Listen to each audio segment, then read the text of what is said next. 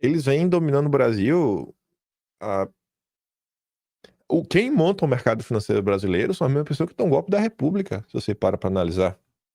O melhor exemplo aí, que eu sempre dou esse exemplo, mas você pega a República do Café com Leite, que é o que o pessoal chama. Ela não foi a República do Café com Leite. Ela foi a República da Bucha. Bucha é uma entidade, uma sociedade secreta, discreta, né? Porque ela não é tão secreta assim, né? Nunca negaram a existência dela. Você até acha no site da Arcadas. Lembra Arcadas? Que é um negócio lá dentro da Faculdade de Lei do Arco São Francisco, que em 2022 eles leram a Carta pela Democracia contra Bolsonaro. A Arcadas foi o que virou a antiga Bucha, que era lá o centro dos estudantes de direito. Aí você acha lá a Constituição da Bucha no site das Arcadas. Eles se organizaram ali a partir de 1836, eu acho, em diante. Julius Frank é um alemão, que não era nem o nome verdadeiro dele, era um cara meio. Enfim, tem uma suspeita de que seja, não vou entrar nesse ponto, que agora ele fomenta essa sociedade, toda a elite paulista e algumas pessoas de Minas também fazem parte disso. Todo mundo tinha poder no Brasil, que estava direito lá em São Paulo. E aí, quando você pega o movimento que deságua, né, no golpe do Império, foram essas pessoas. Eles, inclusive, fundaram o Estadão para ser o veículo oficioso da bucha.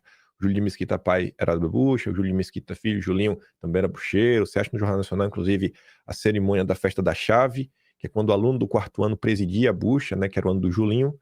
E aí, durante a República Velha, não foi a República Velha, né, café com leite, foi a República da Bucha. Desde a primeira Constituição, dos cinco, três eram bucheiros.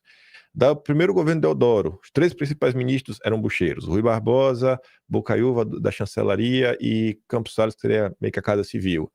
Todos os presidentes da República Velha eram da bucha, inclusive os de Minas Gerais. Todos estudaram na USP. E aí quem comandava o Partido Republicano Paulista, que era aí quando você se elegia para São Paulo, por 13 ou foi 14 anos, era um cara chamado Olavo Egídio Souza Aranha, que era fundador do Grupo Monteiro Aranha, sócio da família Klabin Laffer Piva, acho também do Grupo Monteiro Aranha. Klabin, você sabe, Klabin Papel Celulose, a gigante aí do Brasil, que teve políticos como o próprio Israel Klabin, cara ligado à Agenda Verde no passado, fez parte do Clube 1001. Você acha isso no Arquivo Nacional, até o livro lá na época acho que era Príncipe, era rei da Holanda que fundou esse grupo. Estava na reunião do Clube de Roma junto com a FHC nos anos 70, que ocorreu no Rio de Janeiro. Até hoje é uma empresa que apoia todas essas práticas verdes SG, e a família Klabin Laffer Piva, né? Você pega os Laffer, Celso Laffer, o chanceler do FHC, que funda junto com ele o SEBRAP. Então você tem todo esse braço. O Olavo Egídio Souza Aranha, que é o patriarca dessa família, ele é primo do Oswaldo Aranha, teve aí sempre na máquina pública. Ele é pai do Alfredo e da Francisca, e de outras pessoas. O Alfredo é quem dá início à criação de um determinado banco. A Francisca se casa com o Paulo. Qual o sobrenome do Paulo? Setúbal. É a família Setúbal. E os filhos deles são exatamente o Setúbal, que transformaram o banco do tio Alfredo no Itaú que você vê hoje, o maior banco do Brasil. Então são todas as mesmas pessoas, são as mesmas pessoas que deram o golpe da República, que comandaram a República Velha, que ficaram contra o Vargas, né, que arquitetaram 64, que conseguiram dominar o mercado financeiro pós-64, por mais que os militares conseguiram a presença da República em alguns setores meio que estratégicos. É o Paulo Setúbal Neto, que convida o Klaus Schwab para vir ao Brasil para um evento oficial no Brasil pela primeira vez, quando estava a FENDABRASCA, que é Associação das Empresas Brasileiras Listadas de Companhias Abertas, né? As empresas listadas na Bolsa, basicamente isso. O Klaus Schwab já havia vindo antes por livre e espontânea vontade. Em 70 ele já esteve no Brasil, noticiado na imprensa, ficou no Hotel Glória, um simples professor da Suíça. Mas sendo convidado por brasileiros, foi em 84. Paulo Setúbal Neto trouxe ele.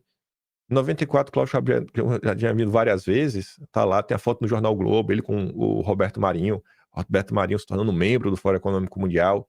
Então, assim, são essas pessoas. A Globo, o mercado financeiro é uma coisa só. É uma coisa só. É uma coisa só. Tipo uma espécie de BlackRock brasileira do passado chamada Deltec. Acho que é Deltec.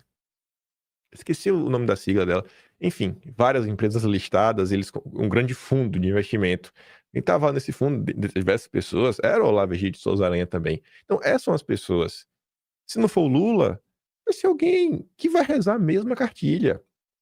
Juros altos, metas de inflação, tripé macroeconômico, câmbio flutuante, várias palavras lindas e maravilhosas para você não questionar, porque eles são economistas ortodoxos, que até é um termo que eu não vejo outros países utilizando.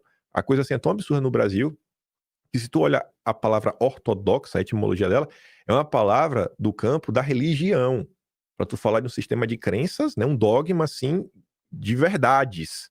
O ortodoxo é o verdadeiro.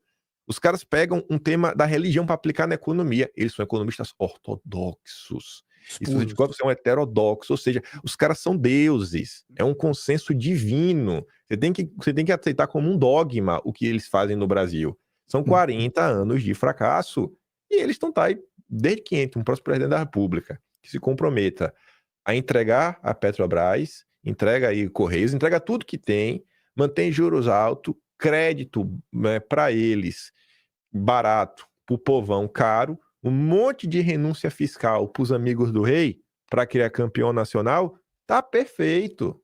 Vamos continuar do mesmo jeito por mais 40 anos. Eles não estão incomodados. Eles não estão incomodados.